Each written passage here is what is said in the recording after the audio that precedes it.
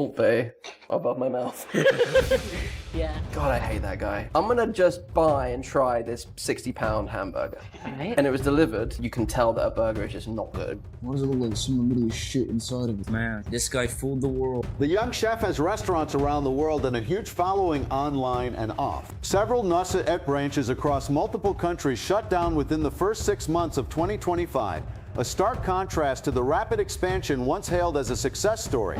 Salt Bay began as a moment, a short video of a butcher slicing steak, flicking his wrist and letting salt fall in a clean arc. It turned a craftsman into a global name. People traveled for the show, celebrities booked tables. For a time, the image and the experience matched. Then, little by little, the tone changed. The doors that once opened easily started to close. Dining rooms that once felt full began to thin. This is how it happened, in order. The most recent scene was around a Champions League final. He arrived dressed for a big night, as he often did. In the past, showing up where attention gathered usually led to access. This time, security held the line. He wasn't on the list for the VIP area. A short clip showed a quick exchange and a firm but polite refusal. He stayed nearby, greeting people and signing a few things, but the image that traveled was simple, a boundary kept.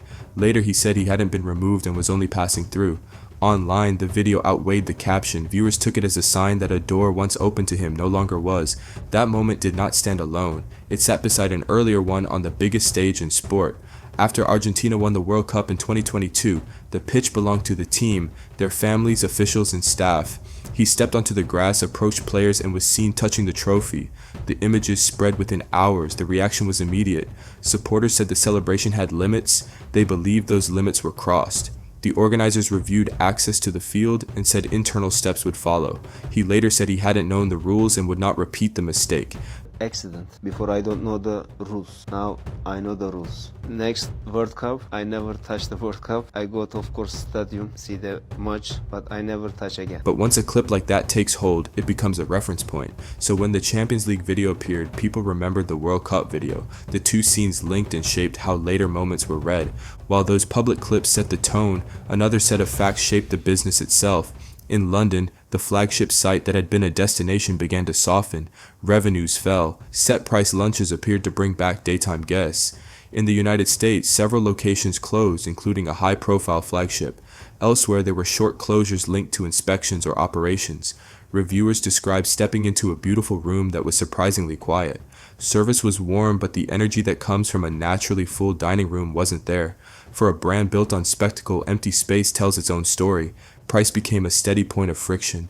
The restaurants were known for showmanship, tableside carving, the familiar salt gesture, and gold leaf on certain dishes. Some guests came precisely for that and were happy to pay for a special night. Others looked at the numbers and felt the balance wasn't there. Big totals spread online. In one context, those totals are trophies. In another, they read like warnings. Over time, more people read them as warnings. The feeling grew that the price sat above the flavor, and that decoration was being asked to do the job of taste. Inside the brand, staff accounts added strain. Some former employees described a pressured culture, late hours, disputes over tips and pay that didn't always fit the stretch of a shift. Lawsuits in different places alleged that a share of tips had been taken and that staff who raised concerns were let go. As with any legal claim, those are allegations that need evidence and process, but they land heavily when a restaurant's promise is hospitality. How a room treats the people who run it shapes the guest experience, even when guests can't name why something feels off. Safety entered the story after a tableside fire presentation went wrong at a location known for dramatic flames. A flare rose too fast, guests were injured, one visitor reported serious burns. In any incident like that, the first steps are care, clarity, and follow-through. Reports afterward raised questions about how footage was handled and how communication was made. Whether or not every detail can be independently confirmed, the effect was the same. Some people who once associated the brand with showmanship began to associate it with risk. That is a hard association for any dining room. Older optics also resurfaced. In 2018, a video showed him serving gold-covered steak to a controversial leader during a period of severe economic hardship in that country. The contrast struck a nerve, and the clip still returns whenever the brand is debated. In some cities, protests formed outside one of the restaurants. These moments do not fade quickly online. They attach to a name and travel with it for years. Another public dispute involved a wrong order. A guest said they received a gold-covered steak when they had asked for a regular version. The bill was very high, they objected. Staff involved the police, the guest paid, and later posted their account. Every service dispute has details only the people at the table know, but publicly the reading was simple. People saw a check defended more firmly than a relationship. In hospitality, that cost goodwill. All of these threads tied back to the same strand. The brand was built on visibility. A camera made it famous. Guests came to be part of the moment. That created a new standard the brand had to meet. Every public scene would be judged not just for what happened in the room, but for how it looked when clipped and shared. Every price would be weighed not just across a table, but across a timeline where totals are compared. Every staff story would be read not just against a policy, but against the feeling people want to have about the places they support. When those standards are missed repeatedly, patience thins. Online signals reflected the shift. Audience growth slowed. Engagement, another word for how much people want to see what you share, dropped. Comments turned from applause to questions. No single metric decides a brand's fate, but together they pointed in the same direction as quieter dining rooms and firmer rope lines. The benefit of the doubt had been used up. Each new moment would have to earn its place. Stepping back, the arc looked straightforward. At the start, there was craft, precise knife work, steady rhythm, and a small show grounded in skill. Then came scale, more rooms, more teams, more demand for the signature flourish. The show grew larger than the plate. The number grew larger than the value. The presence grew larger than the invitation. These imbalances didn't arrive all at once. They arrived as single scenes. A field celebration that crossed a line. A door that didn't open. A review that praised service but not the food. A staff complaint, a safety lapse, a protest, a bill that sparked debate.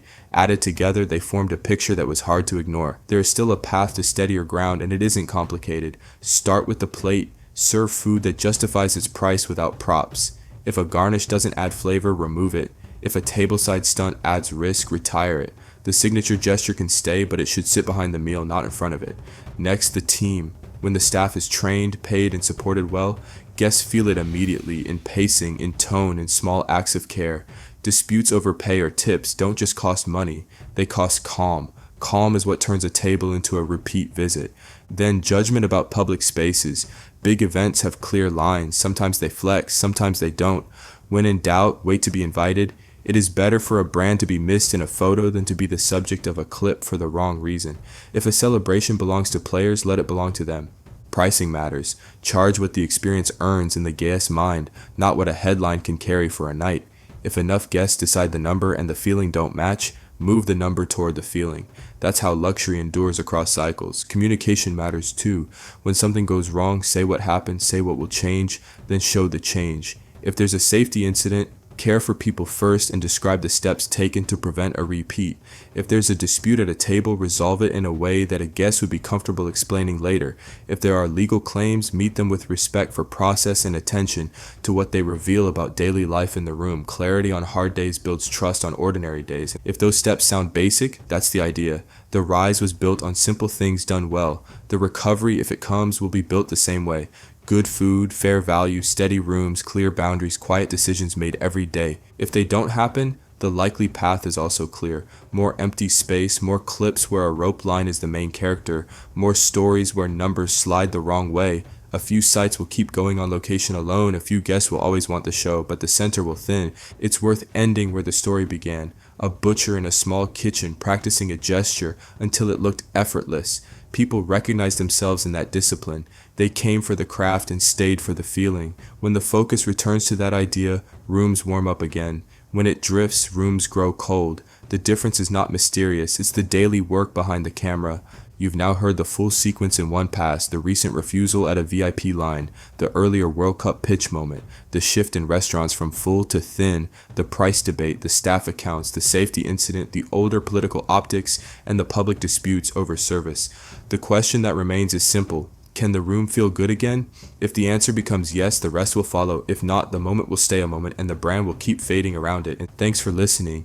If you want more straightforward story-led pieces like this, leave a comment with the next story you want covered and consider subscribing for future deep dives.